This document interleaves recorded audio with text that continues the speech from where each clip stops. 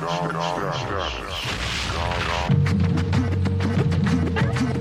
your squad better praise the real God. You and your squad better praise the real God. You and your squad better praise the real God. You and your squad better praise the real God. Hey, what is going on, everybody? It is your host, Fermi, here with another episode of the Music Producer's Treasure Box. Today, I've got a special treat coming to you all from across the pond. My man coming to us from England, King Kashmere, of the new super rap group called Gawd Status. I was listening to Mixcloud the other day and I came across this track that sounded amazing. It sounded retro but new, and I was super curious who these hip hop artists were that were bringing to us a raw yet fresh sound for 2019. When I finally figured out how to track down what the song was, there was no track listing. After a little bit of digging, I was rewarded when I found out that Gawd Status was the creator of this track. And I reached out to their manager and their record label, Tru Thoughts. It was really quickly that I realized that the artist who produced the beats for this album, King Kashmere, is an underground legend in the British hip-hop scene. I quickly became acquainted with his works of art and his whole discography. I really urge you after the show today to check it out. I want to jump in right now to the interview with King Kashmere. Pardon us as we geek out on underground hip-hop legend albums and really go wild and have a great time. Check all of these different references out if you're not familiar, because nothing that we talk about here is whack. They're all classics. Let's get into the interview right now with King Kashmere. Let's go. All right, my man. I have got King Kashmere, a.k.a. King Kash, coming to us with his new project, Firmamentum, from the Gawd Status album. I don't know if you call that an album or an EP, my man. Welcome to the show. Hey, man, thanks for having me, man. Yeah, I mean, I'd say it started off trying to be an EP, but it kind of, the way it all worked out, ended up being more of an LP. So, it's all good. It's like the expanding EP. I just heard the 2 singles, and I got a sneak peek of this album. It's 8 dope tracks. With a lot of different sounds mixed in there, a lot of deep concepts. How did this whole album come together? Okay, so Joker Starr is the main MC on there, right? Mm-hmm. A lot of people might know me for rapping and stuff like that, but for this project, it was really the first steps in the direction I'm trying to go as an artist in general, which is production. But with Joker Starr has probably been around in the scene for as long as I have been around in the scene. He put out his first single in, I think it was like 2001, and it was called The Anthem and stuff like that. And it was crazy because, not a lot of people on the independent level like that, my sort of generation were putting out records like that. So when we heard that on the radio and stuff, and it was getting a lot of burn on the radio, we were just like hype. And I've been a Joker Starr fan like ever since. Oh. And then like fast forward like a whole bunch of years. I'm not really trying to give away my age and all of that, but like fast forward a bunch of years, like I had an album release party basically for an album that I put out called Raiders of the Lost Archives. Nice. And which was like, because I put out an album, I think it was about a year prior, which was called Chaos. And then the tracks that I didn't use for that album ended up being a whole album in itself, which was Raiders of the Lost Archives, because it was stuff that didn't get used. I had a launch party and he turned up. And another guy from the scene, his name is Michael Parkinson. I don't know if you've heard of him, but if you haven't, check him out. You know what I mean? He brought Joker Starr along, and he just introduced him just casually, like, "Hey, this my brethren Joker Starr." And I was like, "Hold on, Joker Starr, the Joker Starr." Yeah, I was fully geeking out, like 100%, man. Do you know what I mean? And so from there we met, and we was cool. We was always talking about doing music. We did little bits here and there, but even as far back as then, this was like, I don't know, man. Like we've been talking about this Gawd Status concept or whatever for years, man. It's probably been about 5, 6, 7 years. We was talking about doing it. Just one day, I think I can't remember what it was. Maybe I might have been sending him some beats to just listen to and stuff. And he was like, "Hey man, why don't we just do this now instead of talking about it?" And yeah, and that's how we started to do it, you know? That's incredible. It's really been a long time in the making, and it's something that, you know, I'm excited just hearing you. You heard Joker Starr, you heard the anthem, you looked up to him, and this opportunity just came about to make this happen, and it's been brewing for a while. 100%, yeah, definitely, man. And I'm feeling fortunate as well because, like I was telling you pre-interview, I'm not super familiar with the British hip-hop scene. Us ignorant Americans over here, we don't get out enough. I think I heard like a mix on Mixcloud from their label Tru Thoughts, and for some reason, they didn't even have a track listing. I was like, what is this song I'm hearing? Looked it up and found out about you guys and this amazing new album you got coming out. No, I appreciate that, man. I mean, to be fair, you know, I don't blame you for not knowing, because our scene is pretty underground. Like, do you know what I mean? It's only like of recent years, you know, we've started to get seen by people. When I say us, I mean like the more sort of traditional hip hop scene, because I don't know if you've noticed, but like we've got the traditional side of things, but we've also got like things like grime and stuff coming out, which is why you get people like Skepta, Dizzy Rascal, etc., etc. And ours has always been super underground, like, do you know what I mean? Because the way that hip hop landed in this country, I don't know if it was the same elsewhere, but it didn't quite latch on in the way that it did in other places in Europe, for example, because England was quite strong in its sort of like musical roots and stuff. You know, it wasn't as open to just assimilate, you know, to be assimilated or assimilate. So, you know, like I was saying to you before the interview, you know, there's a very strong Jamaican presence. Yeah, in UK. Yeah. So therefore, when types of music like jungle and, you know, drum and bass and things like that came in, you know, people gravitated towards that more. The bass lines, etc., is kind of reminiscent of what you know, it's like a, how can I say, it's like an evolution of what you'd hear from like the Jamaican sound systems. Heavy emphasis on heavy bass and a faster tempo as well, because I'd say people are more, when it comes to music in this country, it's like people are more dance orientated, you know? So yeah, man. Sure, and I actually looked a little bit of it up on Wikipedia, right? When I was getting ready for the interview about British hip hop. I've been exposed to British artists here and there over the years, but there's actually a section in Wikipedia talking about anti-commercialism or a backlash against it. And I think that probably has to do with what you're talking about, right? I think a lot of the rappers that I've heard, they might have got, their sound got a little bit changed for it to reach more of a broader audience in different countries. But you're keeping it real, man. Like I was saying, I look back at your catalog, Strange You, not just Gawd Status. You got some really dope tracks, really raw sounding, and it really brought me back to that old school sound, or maybe even the golden era of hip hop, right? Like 36 chambers, grimy drums, samples that might not be just the most smooth sounding, you know, obvious sample, but something that's a little bit jarring, makes you say, wait, what? Yeah, exactly. And I'm glad you said that, because that's exactly the, you know, that's exactly the reaction you want, where it's just like, you know, am I hearing correctly? Like, you know what I mean? Like, because we love that. Like, we love that, like, raw sound. Like, do you know what I mean? Like me, like that's what gets me excited. I mean, I like, you know, a wide range of stuff, but nothing gets me more than the sort of like raw sound, man. I just love it too much, man. Absolutely. It's dope that you brought up Wu-Tang, because I always try and communicate this to people. Like Wu-Tang sound like, you know, when people mention it or that group, it seems like almost like a obvious thing to, you know, obvious group to bring up because they were so large. But when Wu-Tang came out, that sound was actually pretty left for that time, man. Yeah. Do you know what I mean? Like, these guys were coming with like sloppy drums, like they're leaving mistakes in, like, you know what I mean? Like all kinds of mad stuff. This is exactly what I'm after, like, you know?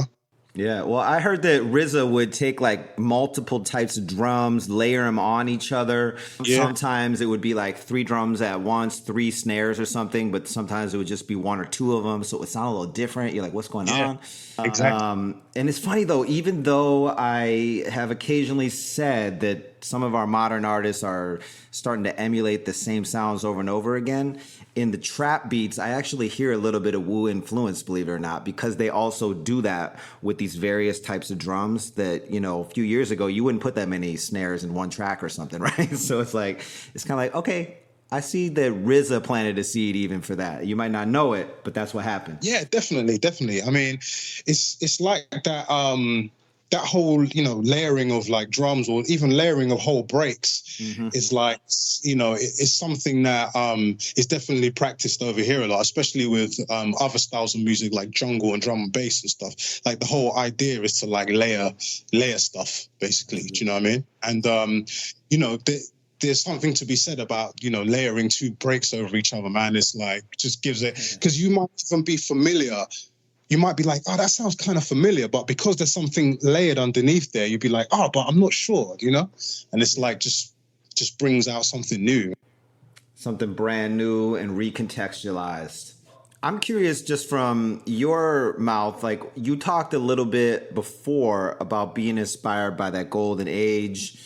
You mentioned Kool Keith, but what kind of other artists inspired you when you were coming up, whether they were from stateside or over there in Europe? Okay, so it'd have to be stateside because initially that was what I was influenced by, and I'll get into the British stuff as well. But my first foray into hip hop was Native Tongues. You know, so it'd be like the first like hip hop album I ever listened to was 3 Feet High and Rising.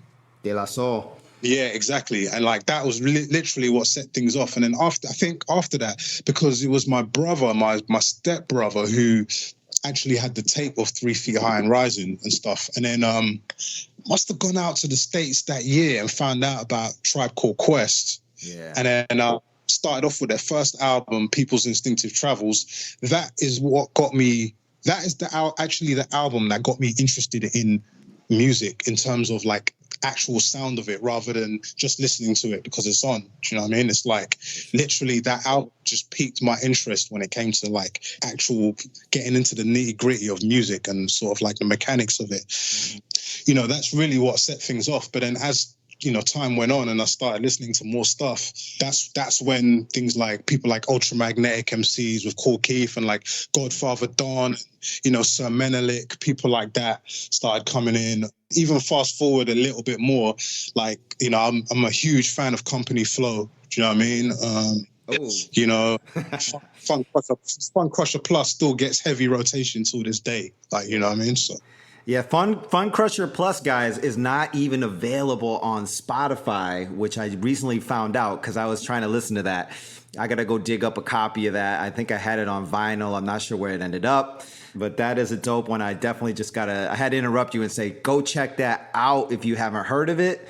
Through my show, I've been emailing back, chatting with a bunch of people, putting them on to old school classics, even like A.T. Aliens from Outkast, which is one of my favorites. But all these things you're mentioning is like, yes, got to dig that back up and listen. Yeah, for sure, man, for sure. I mean, like Fun Crusher Plus to me is like, it's a blueprint, man. Do you know what I mean? It's like just raw, like underground. I don't always judge hip hop like this, but there's certain things that I listen to. And because I used to do graffiti as well when I was younger. And like if I listen to an album and it makes me actually feel like I'm on the subway, then that's a massive tick right there. You know what I mean? For sure. I love that. That's the test right there. You say you don't always judge it like that, but I love that as a test. Like, do I feel like I'm underground waiting on a train right now? Exactly. It's got to have that feeling. And I don't know, man, there's lots of other stuff as well, man. I mean, I grew up, like with all that, I also grew up with, you know, the Mobb Deeps and stuff like that, like the early stuff, you know, like the infamous album, even Juvenile Hell, for those who don't know, is the actual first Mobb Deep album. You know, a lot of people think it might have been the infamous, but you know, like all of that kind of stuff, like, you know, shaped and molded my ear because it was just so like, I don't know, it was just so raw, man. And like everyone everyone was all production wise, you know, a lot of the guys, you know, you got to remember, like, we take boom bap stuff for granted now as just as the standard, but back then when they were doing that in, like, you know, in the early and mid 90s, they were actually like breaking new ground. Like, do you know what I mean? Yeah. Like no one before them was saying, oh, you know, pick up this George Duke record and, oh, there's this sound, you know, these sounds on here and chop this up, you know? People were literally like figuring that out for themselves, which is, you know, added a very exciting element to it all, man. Do you know what I mean? And, but yeah, it was just real interesting music, really, you know? People were sampling records that, like, just really weird, man. Do you know what I mean? Like, 100%.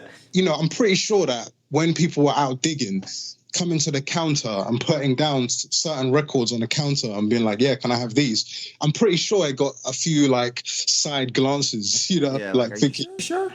Yeah, you sure you want this? Like, you know what I mean? And it's like, It's interesting because they don't, I suppose at the time, they didn't really know the science of it. Like, you know, oh, actually, yeah, I do want this because there's a little piece here that would be sick if I chopped it up, you know, that kind of stuff. Definitely.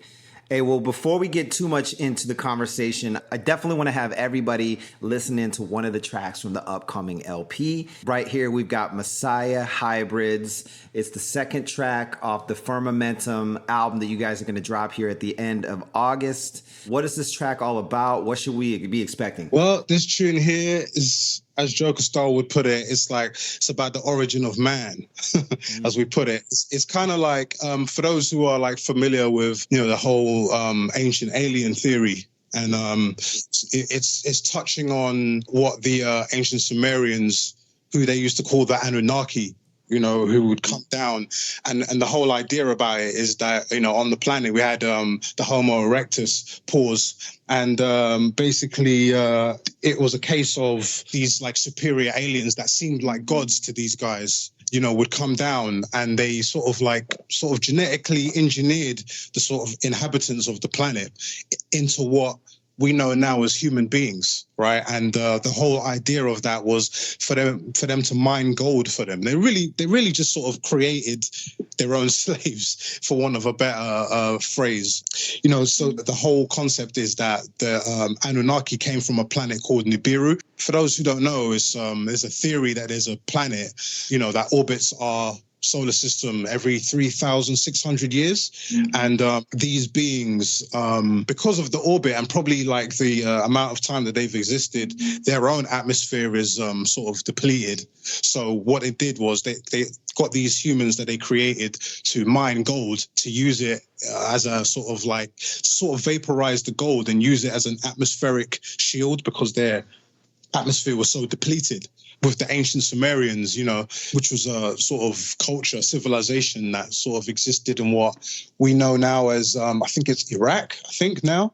Like Mesopotamia, right? That kind of area? Exactly. And so, you know, their culture is quite interesting because they have their own creation tales and stuff like that, which eerily sort of mirror, you know, Christian creation tales and sort of like flood tales and all this kind of stuff. But this obviously took place thousands of years before it was supposed to happen, you know? Yeah. You know, there's extensive writings about, you know, their sort of interaction with these beings and stuff. So yeah, really, it was just touching on that, really. And, you know, just touching on that is probably something we'll expand on in the next Gawd Status project, man. Ooh, all right. Well, let's head into the track, Messiah Hybrids. This one is dropping on the Gawd Status LP, which we heard was just the beginning. You just dropped us a hint. We know there's more on the way, but for now, let's check out this track. Came looking for gold, so they engineered you. Superior man, human. Mesopotamia, where you begin. God blessing them, but do not approach or question him. Standing on the shoulder of a Nephilim. The bigger the lie, the more it's believed. Deception is the key, keep dividing you and me. Astronomy, the book of Enoch, 100 chapters, 5 sections, and now you see God. Book of watches, cannot walking upright. Fallen ones are angels, oversized, sons of All right, well, that has got some dope samples on there. Some smooth drums are kind of chilling in the back a little bit. And I also just wanted to, just kind of pick your brain. How did you actually construct the beat? What is your beat making process? And in addition to that, how was it just producing beats on an album, not actually dropping some rhymes? I was surprised by that. Well, I mean, with the rhymes and stuff, it was pretty easy, man, because when I got to a certain point where I was like, look, man, I'll be honest, I don't really have anything more to add. Do you know what I mean? In terms of writing lyrics, like, in general. So, and like I was saying to you, like, off air, I was like, the direction I'm moving in is definitely more on the production side. So I was like relishing just producing, you know what I mean? You're really enjoying that, huh? Oh, hell yeah. I mean, I've always been more interested in the music rather than the writing aspect of it. Anyway, so this is just perfect situation for me. I mean, I have got a verse or two on the project, but I'm cool to keep it minimal like that, for the moment anyway. Maybe I might rap on the next one more, who knows. Yeah. But as far as the sort of production technique, I mean, it's sort of different every time, man. I'll tell you this, with this one, this track here went through about 5 or 6 different versions, basically. Like, in fact, the whole project went through, various, phases. My mentality towards production in terms of like song driven stuff is definitely, I like to develop the songs. You know what I mean? It's definitely not a case of, right, I made the beat all finished completely and here you are, all you have to do is rap on it. Yeah. Like I'll start off with a skeleton or something. And then by the end of it, it could be complete. It could be like a million miles away from where it started off. I actually love hearing that. So what you're saying is you'll kind of give an outline, put the skeleton together. Then whoever's the rapper, whether it's for this project or another one, yourself, then you kind of might flesh it out with some different sounds, different transitions based also on the lyrics. So that all really works together. 100%. Yeah, definitely. And I might even change the thing altogether, because when I hear it back, I might be like, do you know what? Okay, he's gone in this direction with it. Yeah. Okay, I'm sort of feeling something else. So I might strip away the entire beat and start again, which is what I did with this track about, 5 or 6 times, until I found something that kind of fit the whole, fit the concept, in my eyes anyway. I really like that. I'm sure Joker Starr might hear back later. He's like, what? It sounds like that now? That's amazing. Yeah. Yeah. I mean, some people like me doing that. Some people not so much. Mm-hmm. Do you know what I mean? Because I can imagine. Yeah. I mean, if you spend all that time writing to one beat and then you lay it down, you're obviously going to listen back to it 1,000 times as well. So it's like you might get attached to that version, Yeah. But, and I get it. But like sometimes it's like, listen, just trust me, man. I'm going to take it somewhere else and it'll be better. Do you know what I mean? But like, yeah, with this one, the difficulty in this one was just literally finding the vibe that sat well with me, basically. But the actual production of it, it was just really, I got the break, I just chopped it up, but I sort of intentionally went out there to use a lot more of it than I've heard used before, basically. So, some people might recognize the main bit of music, but knowing that break, I wanted to use the horn bits, I wanted to use the string bits, I wanted to use a lot more of it, sort of, because obviously, as you notice, it's like one verse and stuff, so I wanted it to have sort of like peaks and troughs as well, so I figured, using all of that would be cool. But yeah, man. Yeah, it's pretty straightforward process with this one, man. When I finally got what I needed to use, It was a really dope track. When I heard it, I was like, we got to feature that one. And I was fortunate that Tru Thoughts label basically said, hey, this is one that you should feature or you could feature. And I'm like, yes, we get to talk about that one. Wicked, man. We got a video for that dropping soon as well, man. Oh, even better. Yeah. Tell me a little bit and let our listeners know, what is it like working with the Tru Thoughts label? And just in general, a lot of our listeners are independent artists. What is it like working with a label, period? Okay, here's the thing, man. Like, working with a label is good, man. And it depends on who you're with. So I'm lucky that I'm working with people like Tru Thoughts. You know what I mean? Because those guys, those guys really understand. They don't just understand the business aspect of it. They understand the music aspect as well, because all of those guys are like music heads. Like, there's no question about it. They're not like executive types, They're like real music heads, So it's great because I can come to them with my crazy ideas and, they'll understand where I'm coming from. Like, even with this project, like the whole idea, like when I sort of turned it in and we was talking about mastering and stuff, and they was talking about, you know what, listening to this would be great if we went to Starr Delta mastering, because they got a whole analog suite there and all this. And I was just like, man, this guy really knows what I want, and I haven't even like, do you know what I mean? Yeah. And even with the artwork, they just understood what direction I wanted to, we wanted to go in without even prior conversation. So when you're in a situation like that, working with a label is fantastic, man, because, they take a lot of the pressure off as well. Like, as well as understanding and knowing where it needs to go and sort of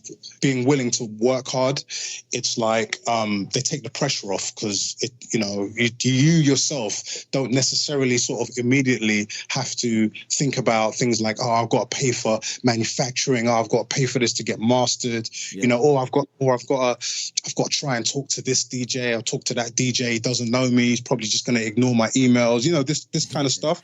Yep. Not to let that put anyone off, because people ignoring your emails should just make you work harder, should just give you that extra drive, do you know what I mean? But it's just great to be taken care of, man. It reminds me of my episode 15 on the show with the photographer of the Stars, Walid Azami. And he talked a lot about, artists and their music, their creativity. It's basically like their child. So when you have people around you on your team who are treating it that way too, and treating it with the nurturing kind of mentality that you would a baby, you've got the right team, right? So when you're saying you bring them the album and they're like, oh, Delta Star mashing would be great because they do this and that, you're like, okay, wow, they care about my project, my creative child, so to say. And I'm sure that just feels so comforting and rewarding.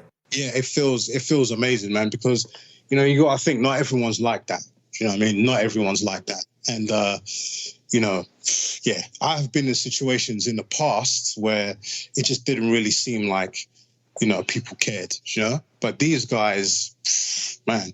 And also, like you mentioned, Strange You, like basically the label that's on, High Focus, again, same thing, man. You know what I mean? All those guys that run the label are all music heads. So, when it comes to actually getting it done and getting things done, it's like there's that extra drive because they care. So that's definitely a plus with being on a label. Now, that's not to say that being on a label is a fit for everybody. You know what I mean? It's like some people might thrive more independent, but that in itself comes with a lot of stresses. But again, it should, you know what I mean? Because like it's a tough game to get ahead in, man. But yeah, personally, I still see the value in labels. Call me sort of like old-fashioned or whatever, but it kind of works for me, man. You know what I mean? Yeah, I mean, just looking at the Tru Thoughts record label lineup, I mean, you're joining a group that obviously loves music and really appreciates different styles. So I see that they have world music artists, they've got electronic, hip-hop, soul, and they also put beyond just because they're open to whatever is emerging, whatever is coming out. They've got artists from LA, New York, Tokyo, Australia, obviously, in the UK. Just a little bit of everybody from everywhere, man. And just, I'm not even familiar with all the artists. I'm literally looking at the website right now. But Uniting of Opposites looks like definitely a different kind of artist than what you are and what the guy from Tokyo Anchor Song is. It just seems like, people that love music supporting some of the best music in whatever genre is coming out. Oh, yeah, 100%. And even being on it was a little bit daunting, actually, because obviously the label has a long history and stuff. And, here I come with my little laptop with Logic on it and my little 404. Thinking, yeah, cool. You know what I mean? But, again, they value it as much as, full band. It's a great thing, man. Any sort of like nervousness about being amongst these giants was sort of like washed away real quick on the sort of first conversations I had with them. Do you know what I mean? Such cool guys, and like they make you feel at ease without even trying. You know what I mean? So it's a good situation, man. Definitely. Now, you know, after making me feel comfortable, it's like looking at the whole legacy of the label. Kind of, I don't know, man. It makes you want to strive for more as well. I definitely look forward to reaching out to a lot of the other guys and seeing what we can cook up as well, man. I love that. I think that's that whole thing about, you know, surround yourself with greatness and that you are the equal of at least the top 5 people that you spend time with, right? If you're on this label, it's just going to force you to raise your bar, and who you're around helps you with who you become. Exactly. Tell me a little bit about actual tools that you're using to make music. You did mention you use Logic, and you know, is that something that you've used for a while now, or you know, are you also using hardware still? What's going on there? Well, yeah, I mean, right now I'm using Logic Pro X. I first started sort of messing around with production maybe around 97, something like that, and back then, it was literally, I mean, I don't know if you guys are familiar with it. You know, you had a similar setups here back then, but for us in the UK, a lot of people used an Atari ST, an Atari 1040 ST, and we used to have that hooked up to like a rack sampler. So, you know, the popular sampler back then would have been a Kai S950, you know what I mean? A lot of the jungle guys used the 950 or the S1000, you know what I mean, and stuff like that. And the thing that was the reason why we used an Atari ST is because those computers came with sort of like MIDI in and outs, you know, as part of, you know, the setup. Basically, you didn't have to do anything crazy, you know, to get your MIDI in there. So it was just like it was ready, you know. Yeah. So when I started, it was that, but and I've used various bits of gear over the years, you know, like you know, MPC 2000, XL, you know, this, that, and the third. You know, I've used the 60 before. I've used the SP 1200 before. But fast forwarding to now, yeah, definitely, I started using Logic with Logic 8 basically, and I've been using it ever since. I'm just so used to it, basically, that it's like I'm not even really thinking when I'm using it. But recently, I find myself getting slowly seduced by Ableton, to be honest with you, right now. Do you know what I mean? Yeah. It's just certain things that they've got in there that are like, okay, this is what I need. Because one thing that bothers me about making music with a computer is just menu diving, man. Do you know what I mean? Yeah. You know what I mean? And like with one thing I've noticed with Ableton is that you can go that route if you like, but they've done the interface in such a way where it can be as simple or as complex as you like, basically, as from what I see. Yeah, you don't want to get menu blocked. I'm coining that term right now. You're getting menu blocked. You know, you get that creativity and you've got to click through some menus to do it, though. Kind of is a killer right there. Oh, man, fully. That's why even after a while of using Logic, I was like, man, this is like sort of getting on my nerves. So I sort of went back to the sort of MPC route because, you know, again, that's very immediate. You know what I mean? You sample in and it's just right there straight away. You know what I mean? But, you know, I use a lot of different things, to be honest with you, like whatever I'm feeling at the time. You know, sometimes I might just, you know, forget about Logic completely and just, you know, just turn on the SP or whatever, you know, like just whatever, you know, whatever I'm feeling at the time, basically. Choose what's right for the moment and how you're feeling. I love that. Yeah. Well, hey, I do want to get back into a quick question about the Gawd Status LP and then hit everybody with another track from that. I actually wanted to ask you earlier. I kind of forgot. We went on a tangent. What is up with this album cover? Everybody, you got to go check out this album cover. It's on Bandcamp right now. You can get a preview, and depending on when you're listening to this, maybe the full album is out. I mean, we've got a man in like an African mask, or a being, I should say. He's also maybe got a space outfit going on. There's some 3D glasses on an ancient statue. Earth is basically nothing to these guys. It's a small piece in the corner. And there's chicken. There's fried chicken. What is going on here, man? Well, I'm telling you, I'm gonna have to give a shout out to Matt Littler, who did the artwork. He's just like got a very twisted mind. Basically, he all his art it's like, how can I say, he uses a lot of cutout stuff. I mean, that makes it sound really basic. Well, it's definitely got a collage element, No? Yeah. Okay, that's the word, collage. So I don't know. It's almost like he takes stuff and just completely takes it out of its context and puts it in another one, almost like how we are when we're sampling, I guess. Oh yeah, I forgot to mention, and for no one looking at the actual picture, this is all happening in the void of space, by the way. Yes. Exactly. The main guy sitting there, because we've got a song called Admiral Byrd, basically, and this guy, he was a pilot, but he was said to have seen certain things about the Earth. He's definitely someone that was interested in the whole hollow Earth aspect of stuff, and people sort of speak about Admiral Byrd possibly finding a portal to other dimensions or just this kind of stuff. But he, obviously he's been changed since he's come back from his adventures. Nice. So I had him on there. But in general, I've worked with Matt before, and what I do is I normally just give him the album, he'll digest it, and then he just regurgitate the whole thing just in some crazy way. So everything's got something to do with the project, and it's he's told me before, don't try and explain it to people. Let people listen to the album, look at the cover, they'll slowly make itself apparent. So I'm going to do that, just in case, he puts me in a headlock or something. Duly noted. Just go check it out. It definitely fits with the songs that I've heard so far. And this is a pretty legendary cover. I'm just sitting here staring at it, forgetting what to talk about next, But no, with that being said, we're going to head into one of the other tracks on there, I'm an African, that really highlights some important issues that the artists on the track wanted to talk about. Let's go. On the drum like an African giant. I am an African. I am an African.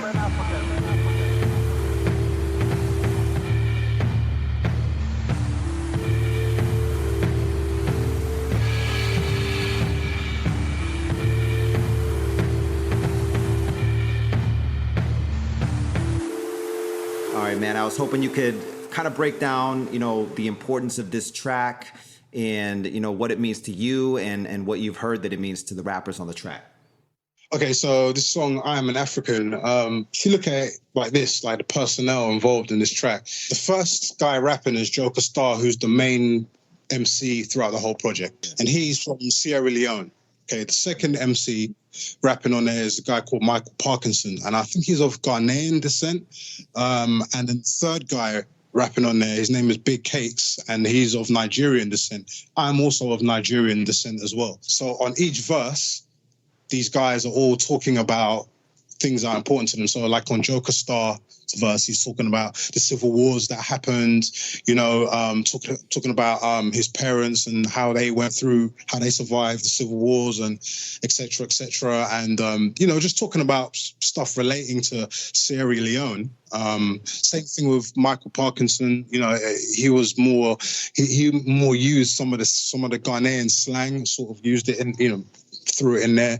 And Big Cakes was talking about stuff relating to sort of Nigerian culture, really. He's using words like wahala and all this kind of stuff, and talking about things like he touched on something that's actually quite important as well, which was African ladies sort of bleaching their skin and stuff, and which is quite a serious issue, man. Do you know what I mean? It's I don't know, man, the whole sort of colonial thing, it still exists in the minds of people. It does get passed down through generations, and from some of these folks, you know, they still feel like, you know, the lighter their skin is, the sort of more beautiful or higher in stature they are, sort of thing. And, you know, so bleaching of the skin is still an issue, man. Do you know what I mean? Can't believe it, man. And, you know, we were talking prior to the interview just a little bit about differences between US and UK culture. I wasn't too familiar. Like, is this unusual to have a song called I Am an African and talk about these issues, or is it common?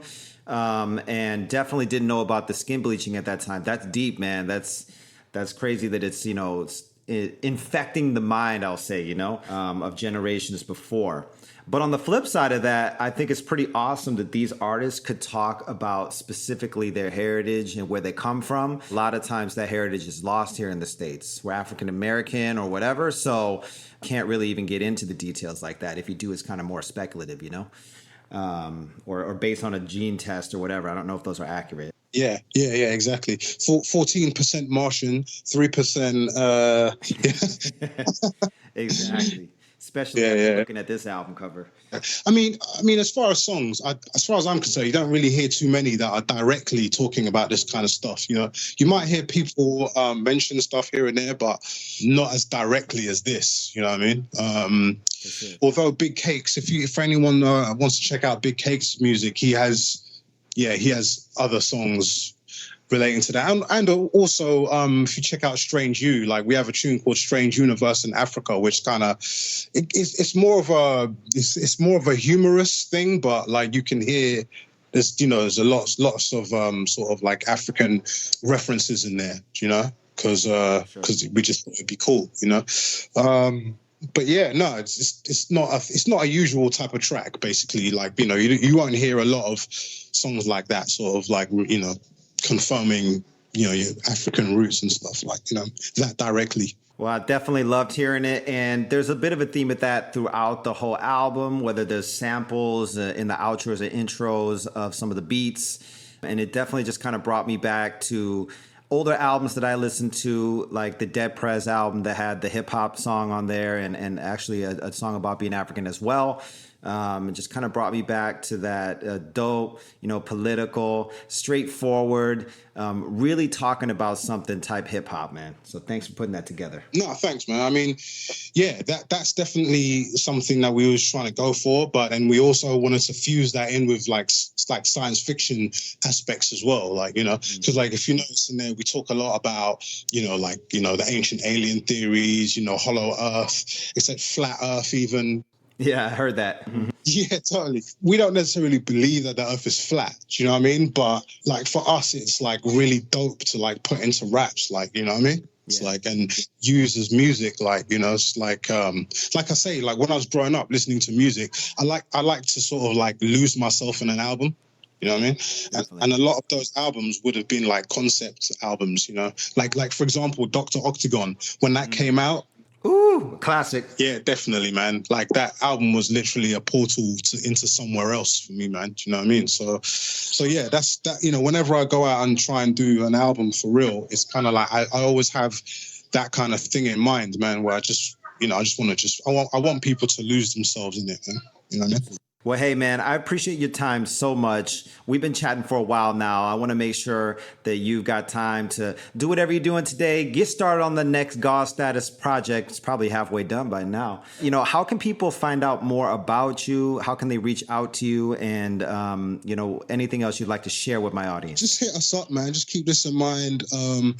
Gawd, that's GAWD_status. That's us on Instagram. And, you know, that's basically the main place. You can hit us up on Facebook on the same thing as well. Or just check us out on YouTube, or, you know, just keep looking at the label's website, you know, truthoughts.co.uk. And everything you need to know will be in between all of those things, man. You know what I mean? We'll be around, man. Love it, man. Thanks so much for being here on the show today. It's meant a lot to talk with you. And everybody out there, go check out this Gawd Status album. When it drops, you are going to be pleasantly surprised. Thank you, man. Woo! I gave you a warning. I told you we geek out on some of the best albums in the game that have ever touched Earth, like Fun Crusher Plus and Dr. Octagon, which were referenced in the interview. Seriously, after you check out Gawd Status' new album, Firmamentum, go check those classics out as well as the AT-Aliens that I talked about. Those are 3 of my favorite hip-hop albums, and as you heard, my man King Kash enjoys them as well. That interview really went all over the place. So whether you're interested in the folklore of ancient Sumerians, whether you're interested in, how an artist who has been producing since at least 1997 has transitioned from hardware to software, you heard all of that right here. In addition to that, one thing that King Kash talked about that really inspired me was that everybody looks up to somebody, right?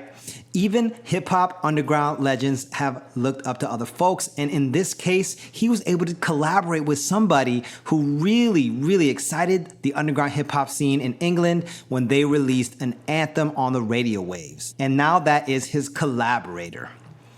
Guys, look, I do this show every week after week, and today's message as I leave is I just want everybody out there to understand the importance of consistency. When you are consistent, great things happen and great things come to you. Through this show, I am so grateful to have spoken with some of the incredible artists that you get to learn from side by side with me on these interviews. Now, I don't know about you, but there are certain times when I just feel like vegging out, laying back, playing video games, or maybe just scanning through Instagram nonstop. My message today as I leave you is really just latch on to some of the most important things in your life and try to get the most valuable things as your number one priority. My priority is this show. I am so committed to bringing you value through the interviews that I have here and not only learning myself, but exposing some of the top tips for production and music creation in the game from people who are not just creating hip hop, not just doing lo-fi, EDM, house, techno, all of that, but also music business and music industry heavyweight hitters. So everybody, today I want you to just commit to something in your life that you truly, truly value, that you have fun doing in, and that you know with consistency and discipline will bring you immense pleasure and wealth, whether that's actual financial wealth or happiness. All right, everybody commit to that next step. Let's go. I open 7 doors.